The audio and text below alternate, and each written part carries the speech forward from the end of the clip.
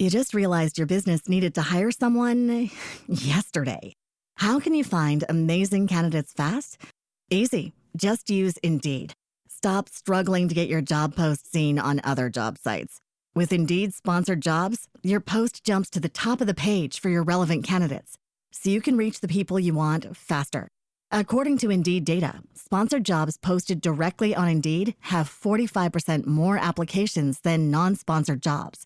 Don't wait any longer. Speed up your hiring right now with Indeed.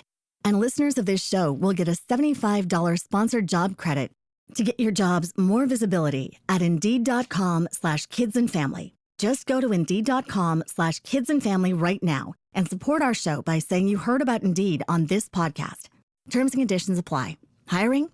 Indeed is all you need. Are you ready to learn the 3 secrets to launching a successful podcast? Hi, I'm Bill, a recent client of the Podcast Mogul. If you've been thinking about starting a podcast but aren't sure where to begin, he's got you covered. He is hosting a free webinar where he will share the 3 secrets that can help you launch, grow, and monetize your podcast without any fancy equipment or technical headaches. Click the link in the show notes to save your spot now and let him help get your podcast off the ground. Welcome to Invest in Yourself, the Digital Entrepreneur Podcast. Join the Podcast Mogul Phil Better as he interviews successful entrepreneurs that make their living in the digital world. Now, let's join your host, Phil Better, and his special guest today on Invest in Yourself, the Digital Entrepreneur Podcast. Ladies and gentlemen, welcome back to Invest in Yourself, the Digital Entrepreneur Podcast. I am, of course, your host with the most, Phil Better. And today I'm excited to introduce our guest today, known as the brand healer. He is obsessed with branding and building an unshakable mindset, and he has spent the last decade cultivating his love for this dynamic duo.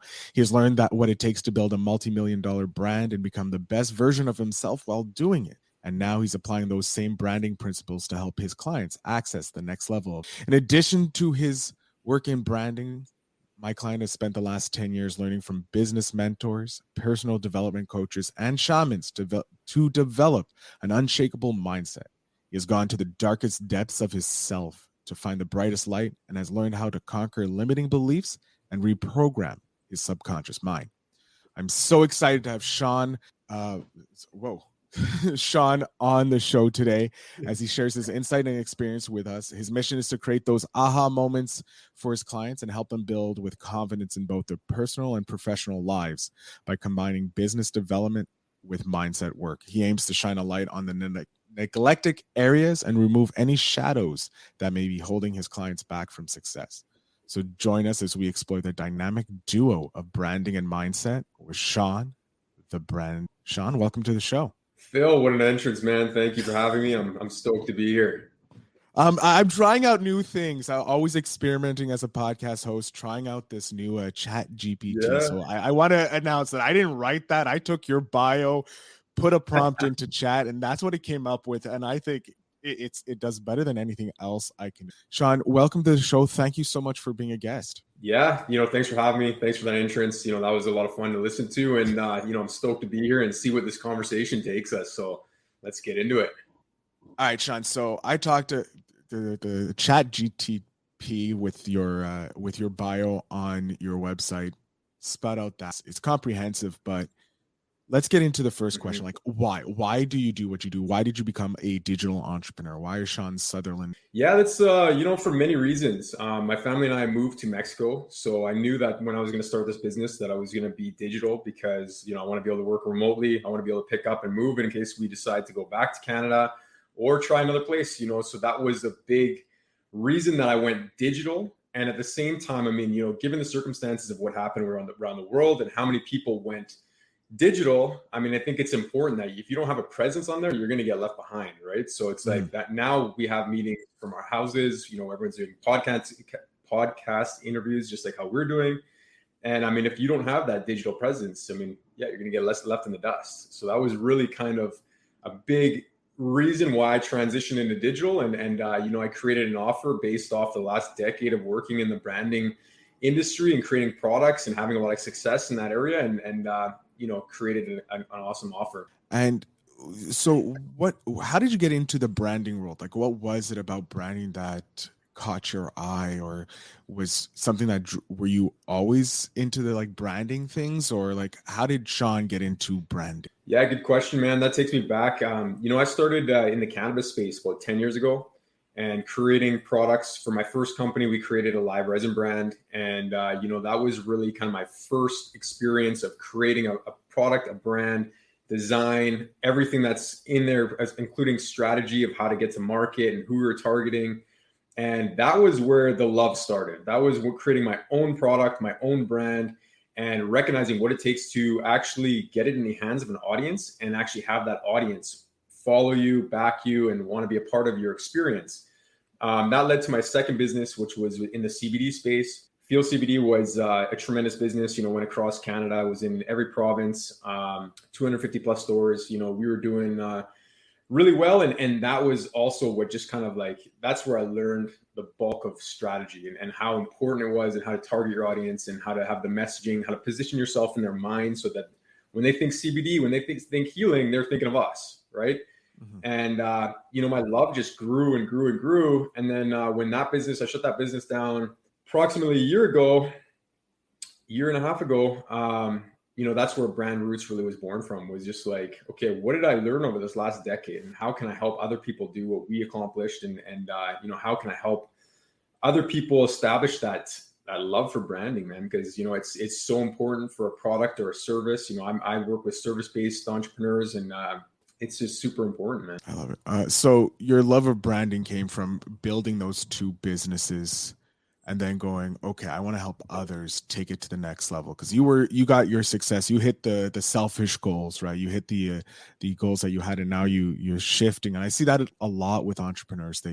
And coaches specifically, or consultants, they've reached their successes and now they want to pass on because they know that's where they're going to get the next level of success, is seeing those businesses take it to the next level. Do you feel like that? Yeah. And it moves you into the service space as well, right? Like being in service to other people and helping them. Like, it really fills my cup and really excites me to help other people accomplish their goal. So, getting behind a client's idea, getting behind their vision, and then working with them to help create their ideal situation in their industry, as well as helping them build that mindset that's going to get them to the next level, right? So during that time when I was doing the CBD and the cannabis space, I was continually working on myself. I've been working on myself for like over a decade in that space, like you read in the intro. And, I really evaluated how important mindset is in a business and how much personal development is actually intertwined with entrepreneurship.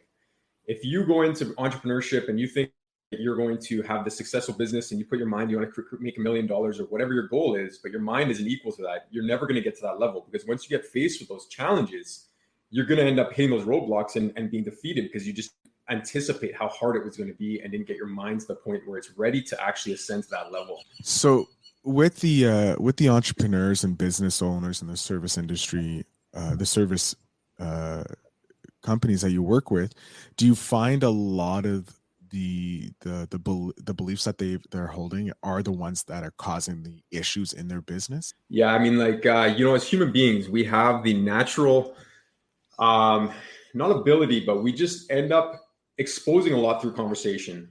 Our beliefs about ourselves or about our business will come through eventually, and some kind of limiting belief or something that's holding that person back usually gets revealed really early in the conversation. Whether it be a belief that they can't do it themselves, or something that was handed down to them at an early age, but something to be exposed through the conversation where it's worth a conversation exploring. Like, hey, did you hear yourself say this in this context? Do you want to evaluate that? Why is that there? Why do you feel this about yourself? Do you know that this will hinder the growth of your business if we do not kind of, get rid of that or address that situation, right? Like, we naturally, I think, as human beings, want help from others. So when we feel this way about ourselves, we expose it to other people to see if that information or that help is there. And it comes up, all the time. It comes up all the time.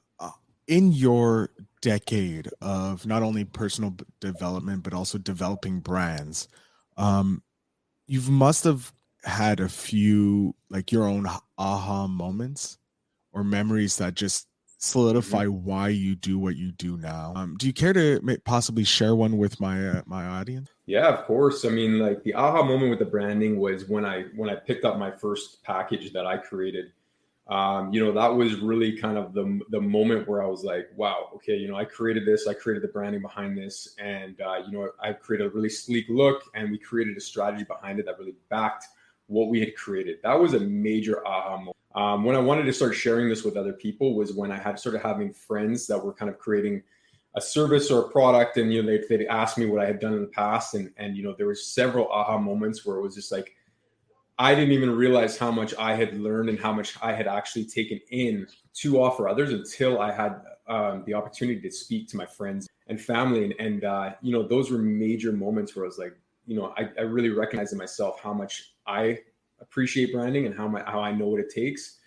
And, the personal development stuff, I mean, I countless aha moments in that space, man. So, I mean, like, that was just like, in order for me to transition to be an entrepreneur, which was, 11 years ago or 12 years ago, whatever it is, I kind of hit, everybody has their kind of form of what rock bottom is. And for me, it was just that, I wasn't happy with where I was in my life. I wasn't happy with the career path that I had chosen, and, decided to take a chance on myself in a different path. And in that, I hired a personal development coach at the same time, and, started kind of really having this realization that I was just very unsatisfied where I had gotten myself to and needed kind of some direction. And once I had that direction, that was my aha moment, man, where I was just like, okay, if this comes from working on myself, how much more is there? If I keep going through it and digging, and how many more hidden gems are within this kind of work. I like that, because I'm very early on in my entrepreneurial journey. I'm about 2 years in with mine, and learning everything. And I'm not only am I doing the personal development work, I'm also going to therapy to help with like the traumas in the past and that to like build it up. And I haven't gotten a coach yet, but I'm wondering if you see yourself sometimes as a pseudo therapist, not that you're providing the therapy, but with your clients and their business, like a business therapist. Yeah, I think that's where the term healer comes from, because, not only are we aligning the business, but we're also aligning you as we do the business, right? In hopes to align both with each other, so that to create that ease and flow of what you've created and that you're working with the business, right? So, yes and no. A lot of the conversations, generally, if we expose a limiting belief that's pretty big in their life, then we'll spend a lot of time talking about it and bringing it back and, kind of investigating where that came from. Because I mean, a lot of our beliefs about ourselves, whether or not you believe it or not, is from 0 to 7. I mean, that's when your subconscious is programmed. Generally, it's handed down from an adult, a teacher, or somebody who has some kind of authority in your life. And, at that age, we're just adopting these beliefs that, we're not good enough, or, we can't do things, which, now I ask people to evaluate. I'm like, would you take that advice from that 7-year-old that took this belief on? Would you still believe it now if you had the choice? And it's like, it's always a no. It's like, okay, well, why are we still living our lives through these beliefs, right? Like, the belief system we need to address is generally formed at that age. So can we reprogram it together? Can we take in the compliments that we hear? That can we trust that we know what we're doing and trust ourselves? I mean, life is tough enough. And, especially with the people who don't support what you're doing, or your beliefs or your ideas. I mean, it's tough enough having that all around you. You don't need yourself on top of that, beating yourself up and choosing to go against you. I wanted, because this is something that's super important, like the aspect that the limiting beliefs of when it's set. When you started back, when you hit your rock bottom and decided nearly over a decade ago that you wanted to go into business for yourself, be that entrepreneur, and go into that, it was a CBD, or it was resin, correct? The first business you went into? It was live resin was the first brand, yeah. Live resin. How many people were telling you not to do it?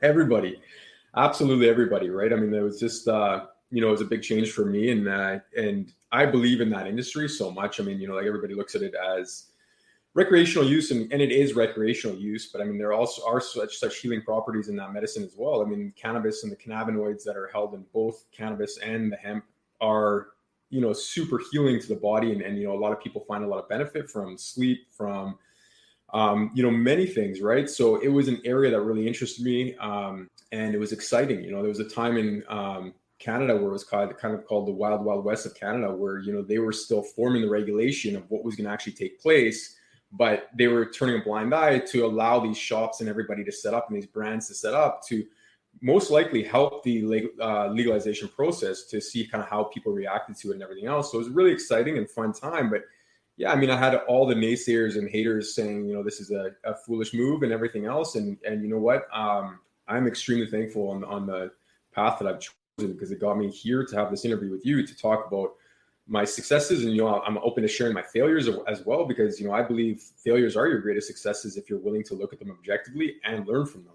And I've had many of those. And that's what gets you to the point where you can offer this wisdom, this knowledge, whatever you want to call it, to other people based off the experience that you've had and the lessons that you've learned along the way. So in what would you say would be a failure you had that turned out to be a great lesson? Yeah. Okay. Perfect.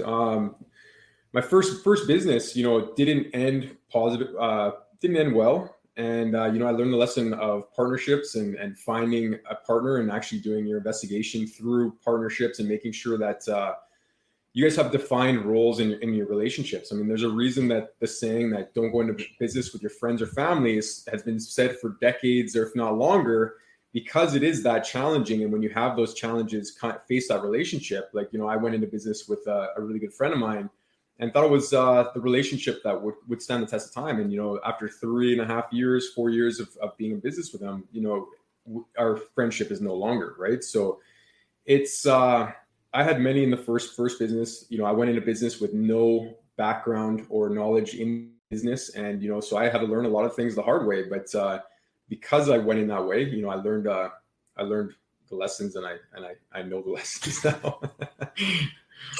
So you were able to take those unfortunate lessons that most people, I think, do end up learning, that they need to learn, that the law that is never go into business with friends and family, because you're always something's going to break in it. And we're able to pretty much pivot into another industry, the cannabis industry, with the CBD brand, and make that into a success where you're now able to live in a sunny tropical place while the rest of us in Canada are freezing. Just want to say, as a Canadian, a fellow Canadian, I'm not very happy with you leaving the tundra that is Canada. Right? I get that a lot. But no, it's something I've been thinking that's about. exactly it. Go ahead, sorry. And I just wanted to add in there too, you know, when the first business ended, you know, like a lot of people would look at that as a failure, right? And it's like, I had a choice at that point where it's like, you know, either dust yourself off and you work on that mindset and you get to the point where you can continue to move forward and take those lessons and actually apply it to something else. Or you choose to accept that the failure and what you think, what our minds think everybody else is thinking of you at that time, and choose to form that as a belief about yourself. And you know, I chose the first option, where it was like, no, man, I was like, you know, like, this is my first experience in business, you know, and there's a ton of success that happened along the way as well, right? We created a brand, you know, had we actually really evaluated what we had created one of the first live resin products in BC, and you know, done it at a really high level. And you know, had we just stuck with that instead of trying to expand and create more products, we would have had a really good opportunity to get a foothold in the market. But instead, we kind of let our egos go the opposite direction. And you know, through that, I mean, the lesson of one, you know, I just really didn't care what people thought. And I really knew the value in what I had accomplished up until that point, even though, you know, say the business closed the way it did. There was so much success in that, where it's like, okay, man, I've got so much more knowledge to go apply to my next business. And that's exactly what I did, right? And I formed a strategic partnership where we all had a role within the company, and we all knew our responsibilities, and it was very outlined from the get-go. And, you know, I'd really implore your audience, like anybody who's going into business with a partnership, is to define what the roles are beforehand and make sure that they complement each other. And like, you can have overlap. Everybody's going to have, you know, a say in each department, but the responsibility and the final decision generally falls on that department, right? So when you have that divided, the partnership works so much easier, and everybody understands each other's roles and what they bring to the and it's very important to know those, because if not, like you said, no success. You'll have ending of a friendship. In essence, if there's not that clear defined roles and who does what in the business. I want to know, where do you see yourself in 5 years? Where do you see BrandRoots, which is your current business that you're helping merge business and mindset? And where do you see yourself as the brand healer, BrandRoots going in? Yeah, that's a good question. Like I really want to be a one-stop shop consultancy. So right now we offer brand strategy and brand design, but I want to get the web developing going. I want to get everything from content creation, content strategy. We do a little bit of content strategy, but I want to do the full thing where we help you build your calendar, build the what kind of content you're putting out there and the strategies to get yourself there. And then the other part of me, I want to start being in Mexico, and with the history that you introduced about working with shamans and all that stuff. I want to do some retreats where people come down to Mexico and we do a week together where we work on your business, we work on your mind, we use plant medicine, and we form just like a awesome bond with the people who partake and spend a week together. So, I've got a lot of big goals and a lot of aspirations, and I'm just working towards them. I love that. We're gonna come here with the spark question to spark this conversation. And I like this because it does go with life advice mindset, and it's eerie how these questions just go with the conversations. But what is the best piece of advice you've ever been given? Oh man, that's a tough question. Best piece of advice.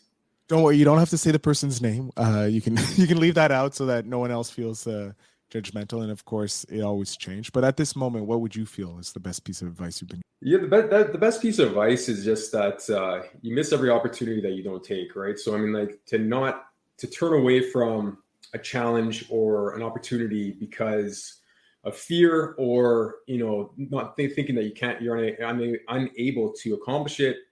You're missing a door closes, right? So it's not to say that you have to walk through every door, but it's just to be open to the idea that life is presenting with opportunities continually.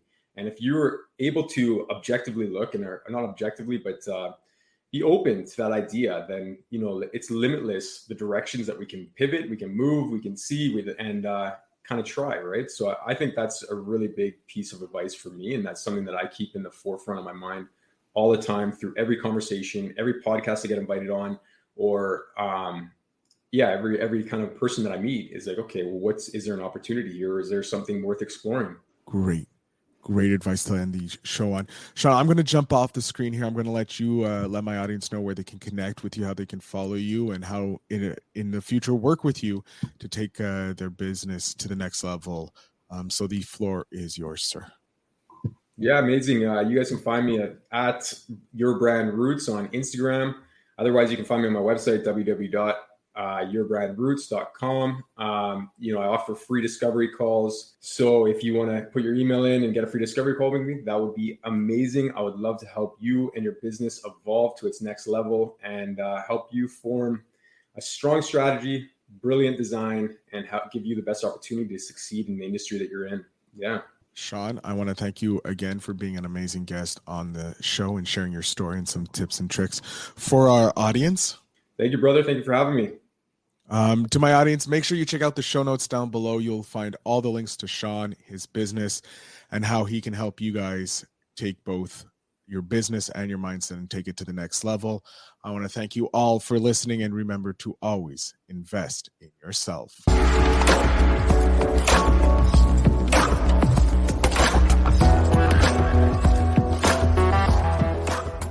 Thanks for tuning in. Now it's time to take the next step. When you're ready to dive deeper into how to launch, grow, and monetize your podcast, Phil's got something special for you. Join him for a free webinar where he'll reveal the 3 secrets that have helped countless entrepreneurs succeed in podcasting. Click the link in the show notes to save your spot, and let's turn your podcasting dreams into reality. You just realized your business needed to hire someone yesterday. How can you find amazing candidates fast? Easy. Just use Indeed. Stop struggling to get your job post seen on other job sites. With Indeed sponsored jobs, your post jumps to the top of the page for your relevant candidates, so you can reach the people you want faster. According to Indeed data, sponsored jobs posted directly on Indeed have 45% more applications than non-sponsored jobs. Don't wait any longer. Speed up your hiring right now with Indeed. And listeners of this show will get a $75 sponsored job credit To get your jobs more visibility at Indeed.com/kidsandfamily. Just go to Indeed.com/kidsandfamily right now and support our show by saying you heard about Indeed on this podcast. Terms and conditions apply. Hiring? Indeed is all you need.